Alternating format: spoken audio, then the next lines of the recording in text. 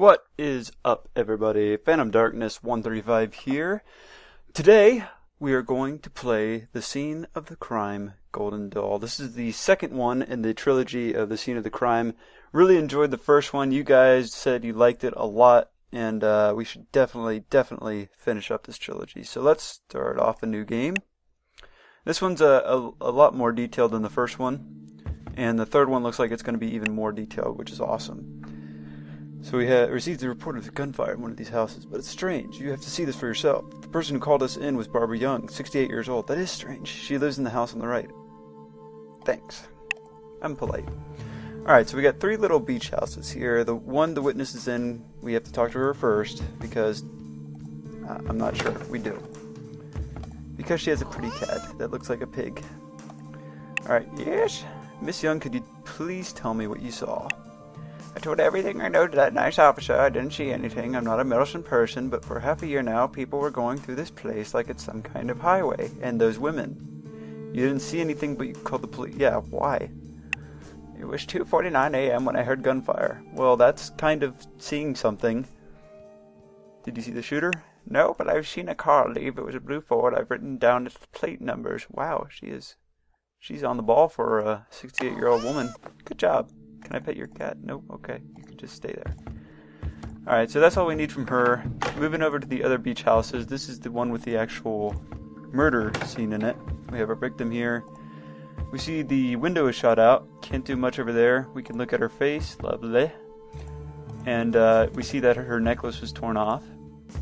We also want to take a look at her hands. This is the rub. We have to dip our trusty fingerprint brush in there and get her prints so we can compare them. So we got those, and actually that's all we really need from here. We'll let the CSI guys take it from here and move over to the third beach house, which has some suspicious tire tracks. And if you move up to this, oops, too far. I always mess the screen up because it's hard to get right. There we go.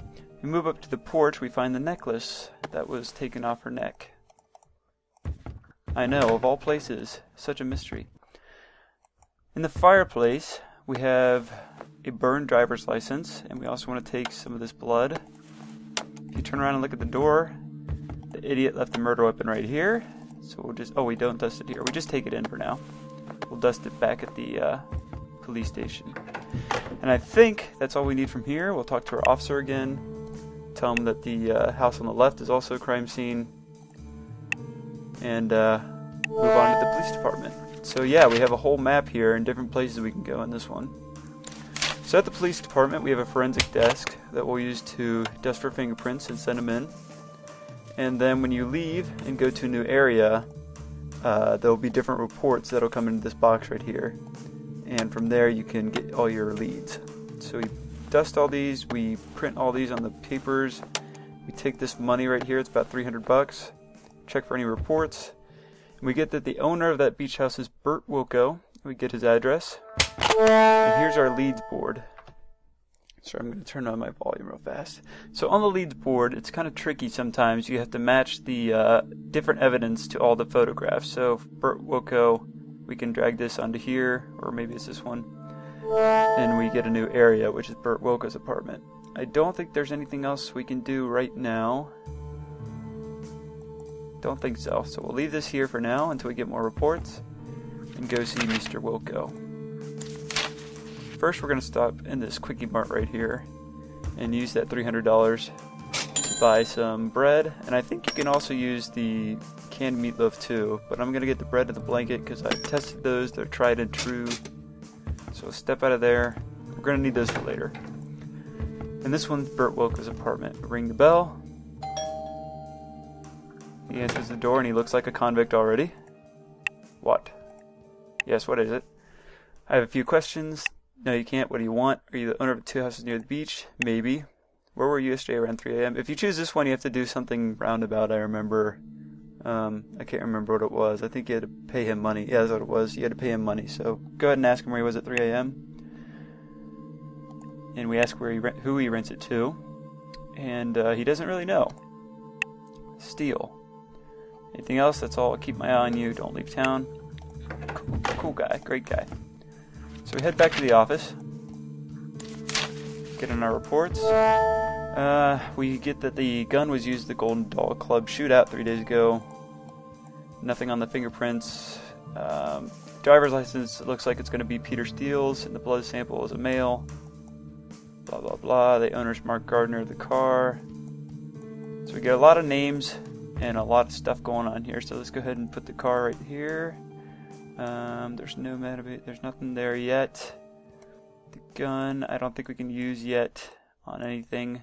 So let's go to... I don't think we can match that yet, no.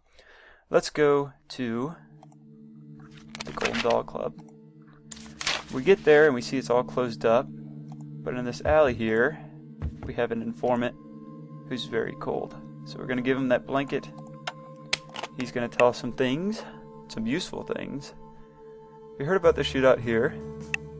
Seen some of it. The two guys come here often, always with a chick. One is small to fat, the other is big as a tree and pale. You know, white hair, white skin. Pale dude took out his gun and shot the other one. He couldn't miss. Cool. Give him some bread. He talks a little more.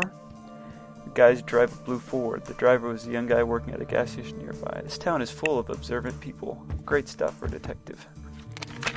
Alright, so we head back to the police department. We don't have anything there. We're going to go to the reports. We see the blue Ford was seen at a gas station, and the Golden Doll victim was Mark Gardner. So we'll add the Golden Doll victim. Let's see, blue Ford. I don't think we can add it there. It's hard to remember where each of these go to. I don't think we can. There we go. Okay, so the blue Ford was owned by Mark Gardner, who was killed at the Golden Doll. Blah, blah, blah. Gun was used at 9mm. I don't think we need anything else right now.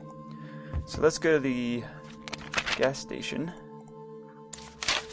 Pretty jank looking place, and it looks like it's been robbed. So we get in here, we find a hotel pamphlet on the floor. We'll take that. We find Mr. Steele looking almost too happy to be Employee of the Month. He must really enjoy this gas station. And he's kindly left his coat here for us with his bank account details, the bloody handkerchief, and the key to his bank account. Great guy that Peter is. I must feel bad arresting him. So we'll go back to the police station and analyze all this stuff. So we'll go ahead and fingerprint the hotel detail, or the pamphlet. We'll take the blood here, we'll take the fingerprint there, we get the Oceanic Bank. And we'll go there first before going to our leads map, which is right here. It was 6812. We'll use the key. We'll get his notebook. We can't open it here. We wait till we get back to the police department. Look inside, and we see he's also left his room number for a hotel, which is the one from the pamphlet, of course. No new reports, but if we look at the leads board, we have a lot of new evidence. So we have Peter Steele's notebook. So we have that. I think we can stick that to here. No? Okay. One of these things goes to Peter Steele. Not sure what. Maybe we need another report first. Did we get anything back? Nothing back on his okay, Peter Steele's fingerprint. There we go. Match that to him. The blood. Oh, I guess we don't have that yet. Male RH. So, I don't think there's anything else we need to do here. We'll leave it be. We'll come back if we need to. Let's check out. Oh, we can't. I guess we do need to do that because we can't go to the hotel without it. So let's do some detective work here. We have the fingerprints. Ah, here we go. We had to leave and come back to get another report.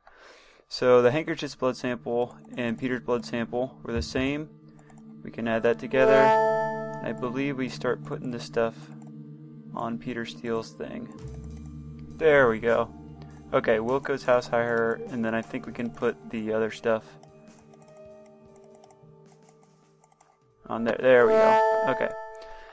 You have to work around with the combinations a little bit. So we finally get unlocked the Sunset Motel, and that is where the end occurs. So, Mr. Steele, a mighty rich gas station clerk, a driver, his prints were on the victim's necklace, and his blood and burned driver's license inside a house next door. Terrible criminal. He's definitely involved, I'd say so. Just wondering if he's still alive, though. If Mr. Steele is just another victim here, then it leaves us with the albino. And now I know exactly where to find him. And again, our very rambunctious detective just flies in, gun drawn, and just hurls himself in. There's the albino dude.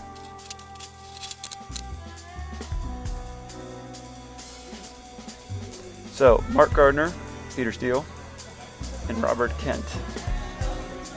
They took care of lonely lost girls. Kept in one of the houses near the beach. Ugh. Yikes. Extortion money was good, too good. Kent told us that he got in a fight with Gardner near the Golden Doll and was about to share. Where's the cash, man? Where is the cash? He said he got the voice acting. Killed him by accident by punching him to death. Lured by Kent to the beach house, he shot him. Hey, what's that, Pete? I was killing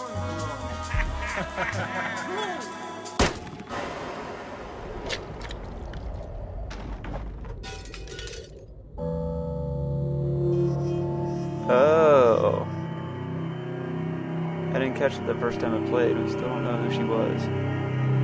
Interesting. We still don't know who the victim is, the actual other victim. Alright guys, that was Scene of the Crime, Golden Doll. The next one is the final one in the series and hopefully will answer our questions. For now, I thank you for joining me. I hope you enjoyed this. There might be a little break in the walkthroughs and playthroughs for a little bit. I have a new laptop coming that is just outstanding. I'm very excited to get started with it. And you can bet that we'll have some great games coming up on it. But for now, I am Phantom Darkness 135. I am out of here. Thank you guys so much for watching.